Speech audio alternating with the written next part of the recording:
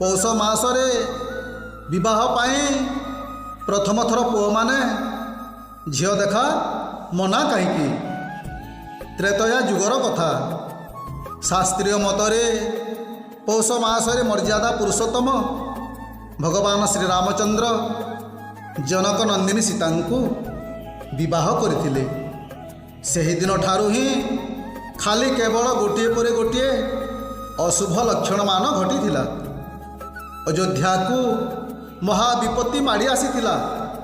सकाळ पाहिले प्रभु रामचंद्र राजा हेबार थिला, किंतु तांकु 14 वर्ष पाई वनवास भोगिबाकू पड़िला। पंचवटी बने एकुटिया थिबार देखि लंकार राजा रावणासुर माता सीता को चोरी कला।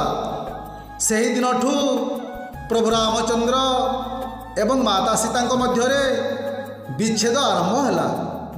प्रभु रामचंद्र रावण सहित घोर युद्ध करी शेष रावण को वध करी माता सीता को उद्धार कले। सीता को उद्धार करी अग्नि परीक्षा देवाकू कहले। धुबा धुबिणी कलेरू पुणी माता सीता को निर्वासन दंड मिलता। वाल्मीकि आश्रमे रहिबाकू पड़िला। अश्वमेध यज्ञ रे पुणी सीता मातांकर दरकार पड़िथिबा हेतुरु सीता को अणा जाइथिला। लोकाचार मतरे संदेह करी सीता को पुणी अग्नि परीक्षा देवाकू प्रभु श्री रामचंद्र कहिथिले, किंतु माता सीता हेउछंती सती। से सदा सर्वदा पवित्र, से सबु परीक्षार सफल। तांको सतीत्वर आलोकरे कलंकर अंधकार अपसरी जाए। परीक्षा परे परीक्षा केतेबा सहिबे आउ। कठिन परीक्षा को देखि पथर मध्य तरली जीव। से भाविले लज्जा ठारू मृत्यु श्रेयस्कर। आदौ उचित हेउनी जड़े सती नारी प्रति यह अविचार अनीति एवं अन्याय। मो प्रति एते कठोर दंड कहीं कही माता सीता आखिरु छल छल हुए लुहर धार झरी पड़ा।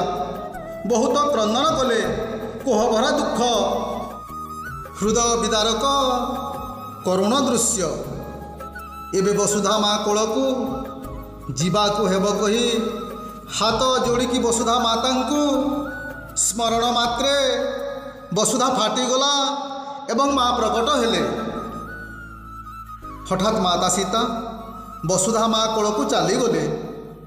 संगे संगे प्रभु रामचंद्र सीता कानी को धरी सीता को फेरी आसवाक कहले, किंतु सीता न फेरी कहले, आंचल छाड़ महाबाहु ए जन्मे भेट नाही आउ।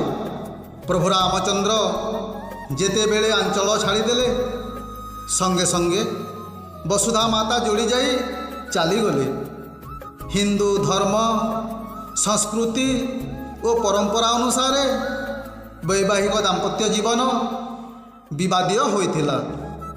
एहा पौष मासर तथा समयर दोष बोली विश्वास करा जाए एवं विवेचना करा जाए। एणु एही पौष मासरे जे कहीं पुआ हेउना कहीं विवाह करिबा पई झियो देखिबाकू जानती नहीं कि झियो घर लोके पुआ घर को ज्वाई पुत्र भावरे देखिबाकू आसंती नहीं एवं शुभ परिणय कार्य मध्य करा जाए नहीं। जेहेतु प्रभु रामचंद्र और माता सीता दाम्पत्य जीवन में अशुभ तथा फाट सृष्टि होइतिला, से भली आम्भ मानक जीवन में मध्य किछि अघटन घटिपारे बोली जनमानस रे चिंतित। एही कथाटी संसारर समग्र मनुष्य जाति पाई अत्यंत जरूरी। संसारर सृष्टि तथा गठन निमंते पुरुष और नारीर निहाती आवश्यक।